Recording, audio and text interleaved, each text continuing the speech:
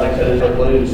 And I use That's Matt Airy talking right there. I'm at Bass University. I'm kind of having to talk a little quiet because Matt Airy is talking right now, and I don't want to get kicked out of the building, so I'm kind of trying to be somewhat quiet. If you guys don't know, Bass University is pretty much, Brev, what did you call this? Pretty much school, but for fishing. But what you came to this video, there's some basic terminology. I'm kind of beginning to realize that a lot of people are unfamiliar with, but a lot of people that are new to the sport don't really understand what that is. So I'm going to do a video today telling you what a lot of this terminology means. Pre-spawn, sonar, umps, ledges, itches, post-spawn. These are terms you're always going to hear when you're talking about fishing, but I want you to know exactly what they mean. So when you're out there fishing, or when you hear these terms, when you're watching your YouTube videos, reading magazines, you know exactly what they're talking about. So there's quite a few pros here today teaching at the Bass University. There's Brian Thrift, there's Matt Airy, and John Cruz. So I'm gonna see if I can get those guys to also participate with me in this video, helping you understand some very typical lingo from bass fishermen and make it make sense for you. So I'm gonna go get those guys right now and see if they'll help us.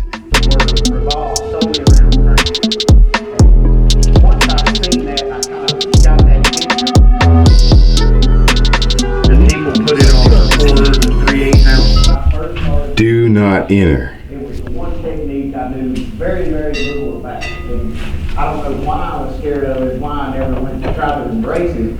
And then finally one day it dawned on me. I just started. Okay. All right, y'all, so I got Matt Airy out here. And Matt's gonna tell you a couple terms that he thinks you may need to know if you're just getting into fishing that we use all the time. But if you're new to fishing, you don't know what that means. Let's start with the wacky rig, and the wacky rig's a good one because people hear that and they're like, "What are you talking about?" I'm like, "It's fishing related. It's fishing related. Just hear me out." So wacky rig is when you take a soft plastic bait, which I hope y'all know what a soft plastic bait is, like a worm, a rubber worm, for instance. Yeah, a rubber worm. Let's just say a rubber worm, and you put the hook in the center of the worm, just like that, where it hangs like an upside down horseshoe. That is a wacky worm, or wacky rigging, as we call it. Perfect. Brett, do you have that jig hung in the chandelier, dude? Oh, no. Hold on, let me. Oh boy, this may not be. This could end really bad. It would be bad if we got this all tangled in the. Okay, we got it out. Here. There you go. Thanks. Try not to do that again, please. Okay. Now I'm live in my booth here at Bass U. Not only can anglers, when you come to Bass U, us as professionals, we kind of teach you guys some of the things that we've learned over the years. So this week at the Bass U here in Anderson, myself, Brendan Cobb, Gerald Swindle, Matt Airy, John Cruz, and Brian Thrift have been teaching the classes. But in addition to that, you can buy some tackle. Typically what they do is try to get some of the tackle that we have in our boats, the exact colors, the exact baits, plastics and hard baits. So I set up my own booth to sell some of the baits that I sell, that I use. So this is all the tackle that I've been selling here at Bass U. I was getting frustrated with some of the aspects of the duo, so I did the spin John to. All right, Thrift is gonna pick a question. I got 5. You can pick either one. Just pick one. Just pick one. Either one of them. This one looks good. That one look good. Let's see what it says. What does that one say? What is rod action? Oh, that's a perfect one. That is a good one. That's actually a really good one. That's a good one because a lot of people I don't feel like know what rod action is. And the action of a rod is usually expressed in a medium heavy, or heavy. And the reason they make so many actions is because you need a different action for each different technique. I mean, you don't want to be throwing a jig on the same rod you're throwing a jerk bait on, or throwing a swim bait on the same rod you're deep cranking on. You've got to have a different action for different size baits, different size hooks, whether you're throwing a heavy wire hook like a super line hook versus a light wire hook that you would be throwing on a small jerk bait or even a drop shot even. That's why it's very important to know the action of your rod. Pair it to the technique you're using, you'll be good to go. That's good. Definitely listen to him. To make it real simple, medium action versus the heavy action is going to be stiffer than the medium action, and a medium light action is going to be a lot softer than a medium action. So listen to what he said. I'm telling you. You want to listen to what Thrill says. All right, so here's one that I think you really should think about, and something that we throw around as tournament anglers all the time is the word reaction baits. What the heck does that mean when you say reaction bait? Well, a reaction bait is something that we use as fishermen to make fish bite. Typically, when we're talking about reaction baits, we're talking about moving baits, crank baits, jerk baits, things that are moving that are really erratic. We usually refer to those as reaction baits because, fish aren't always ready to eat. Sometimes they want to just chill, just like you and I. But there's always a way, since they're a predator, they're at the top of the food chain. A bass in the freshwater is almost always at the top of the food chain, correct? So there's almost a way to prick him and push him and make him bite. He's like an old grumpy dude. Even when he's not mad or even when he's just chilling, there's always a way to just prick him and push his buttons and make him bite. So we use in fishing, especially bass fishing, what we call reaction baits. Jerk baits, crank baits. It can be even something like a spinner bait, something that's generally moving really fast and it makes that bass react to it. That's a reaction bait. It's not limited to those baits that I just named, but it's generally speaking, any bait, even soft plastic, something that's moving really fast that makes him come out of his own skin and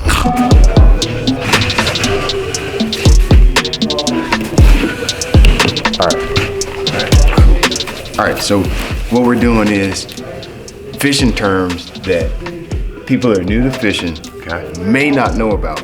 Pick a question. Okay, all right. Well, let's do two. Everybody else has done two. Here we go. What is this one? What is a river channel? What is a river channel? For me? For you. For me, the river channel is the main drag. It's the safe running water straight up and down the chute. I fish tidal water, Delaware River, Northeast River, Chesapeake Bay, and when I'm in the river channel, generally I'm running. I'm up on pad. I'm going somewhere. Now I know in some of these southern reservoirs, river channels for you guys you may be fishing in some of those river channels. But for me, a river channel to my region is it's a shipping channel. It's freight. Gotcha. So it's very, very deep water and it has extreme current influence. Cool. So it's a travel path for me in my bodies. That's what a river channel is.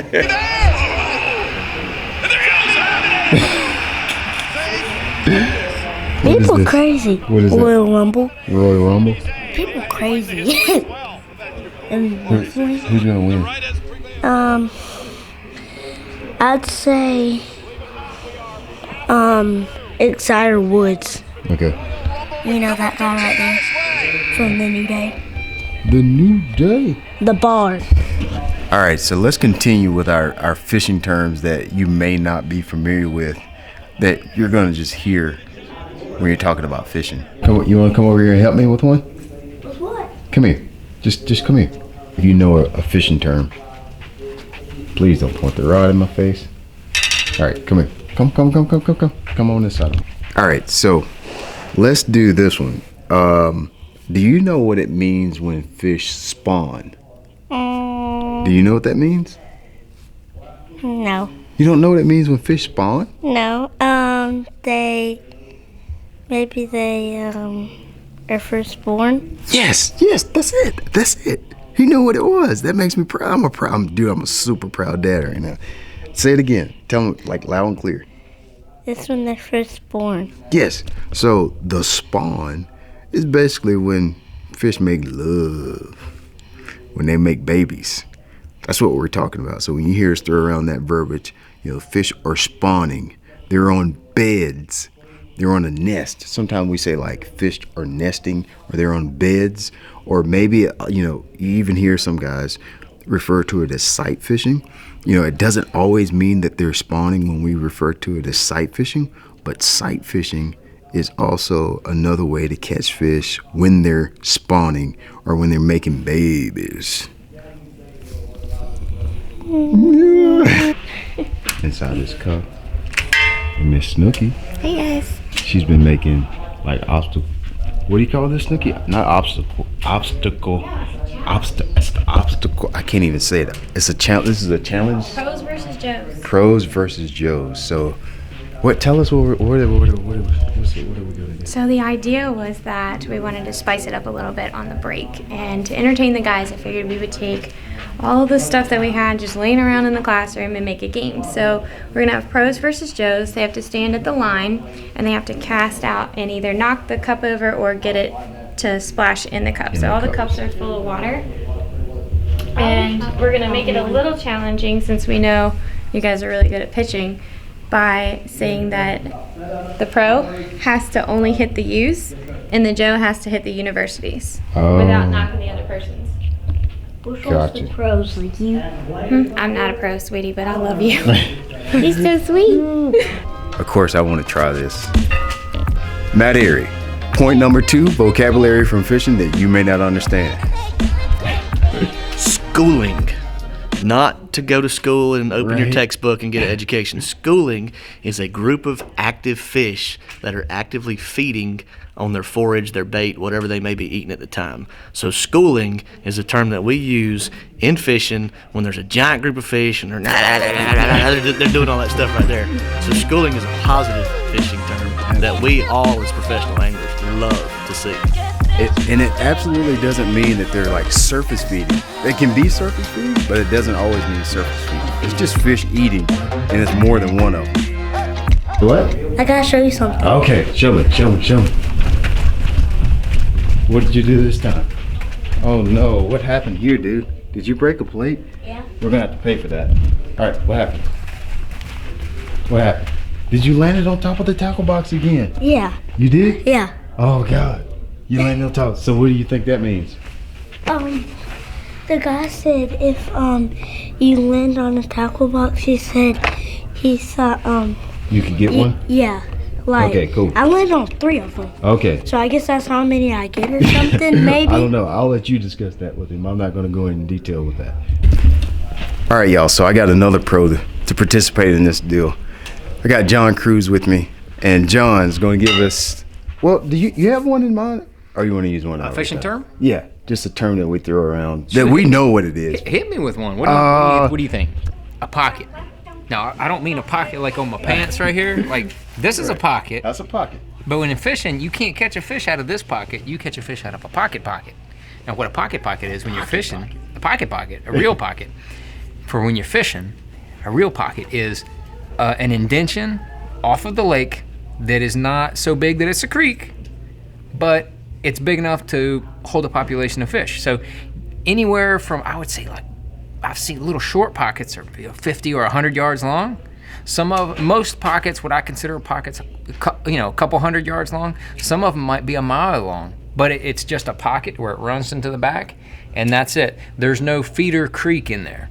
If you run into the back of somewhere and there's a feeder creek, that's a creek to me. That's because it's going to have a creek channel. Because if it's got water running in, before that lake was there, it was going to have water running through it, so it's going to be a creek channel. But if there's no water coming in there, that's just a pocket. Breaking it down like ham sandwiches. Getting something for hitting the tackle box, but what are you going to do about the plate you broke? Scrambled eggs? Just come tomorrow and pay for it. Oh God, that was a pretty good answer, I gotta admit.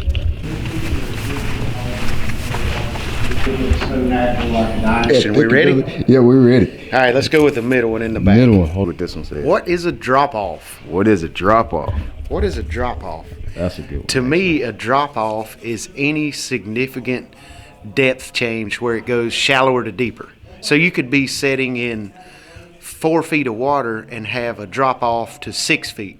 Even though it's only 2 feet, it's still a drop-off. And the way I determine it is I want a significant, quick drop. If it drops 3 feet over a 40 feet horizontal stretch, That's not really a drop off. A drop off needs to happen very quickly. So it's kind of like the pitch of a roof.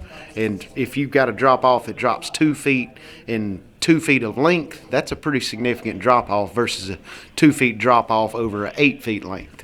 So to me, is a drop off is any considerably vertical drop from a shallower depth to a deeper depth.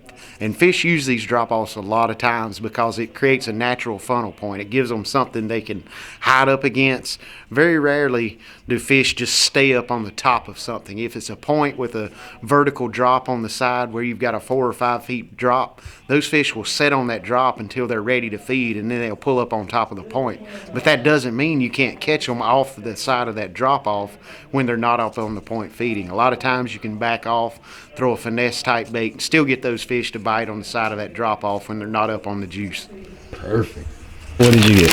I got these two of these little shark baits. What? Got 2 of these Shark baits? Is that what you call those? Yeah, Shark baits? they look like sharks. So Matt, my son calls your swim bait the fetch. He calls it a shark bait. So that's probably what you should have called it, as a shark bait. It does sort of look like a shark bait. And then tell me about this thing. You got this big freaking Rapala bait. Holy smokes. To put up on my wall. Yeah, you got that to put up on your wall? That thing's giant. You can't get a perspective of how big that thing is, but it's pretty big. All right, so here's a good one right here. You know, when we're talking about electronics, or when we're talking about fish finders, one term that we oftentimes throw around is sonar. What is sonar? Now, if you kind of want a science geek, you probably already know what sonar is. Sonar stands for sound, and it's something that we use on our electronics. 2D sonar is basically what we use to find fish with. It's just your traditional 2D sonar. I'm not really sure how to explain this. How do I explain this? When you see the little arch on your screen that doesn't really look like a fish, a real fish, that's sonar. That's the best way I know how to tell you. If you've watched some of my videos, you've probably seen me like vertical fishing, catching fish on a drop shot, jig and spoon, stuff like that. When I'm looking down at my screen, that is sonar. Pre-spawn. Pre means what? Before? Yeah, before. Yes. So obviously pre means before. So when we talk about pre-spawn, what we're talking about is whatever fish are doing before they actually spawn, the behavior that a bass has before they actually go and nest and start to make little baby bass on the beds. All that behavior, everything that we talk about that's related to pre-spawn is just everything a bass is doing before they actually get up on the bed, move shallow, and make babies. Now, everything that has something to do with post-spawn, you got it. You see how this is working. Post-spawn means after they spawn. Everything they do, all their behavior, when they start to move out deeper, when they start to really eat shad, that is the post-spawn. Pre-spawn, they tend to eat a little bit more before they actually go in beds, because typically when they spawn, they really don't eat. They just guard the nest. And then after they spawn, the post-spawn, it's all over. No more romance. They go out. They usually move deeper. And they start eating. So that's something you need to know when you're talking about fishing stuff.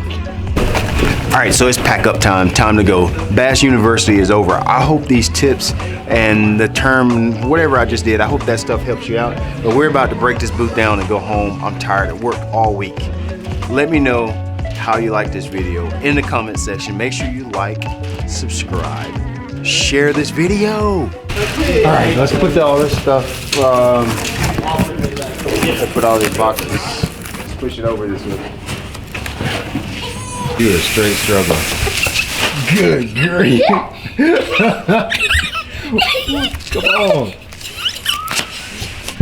Bread, really, dude? Come on, push it. Push it. Why do you have shoes on, son? Where are your shoes? Huh? What bait? The crankbait that I wanted, not the MR6, but the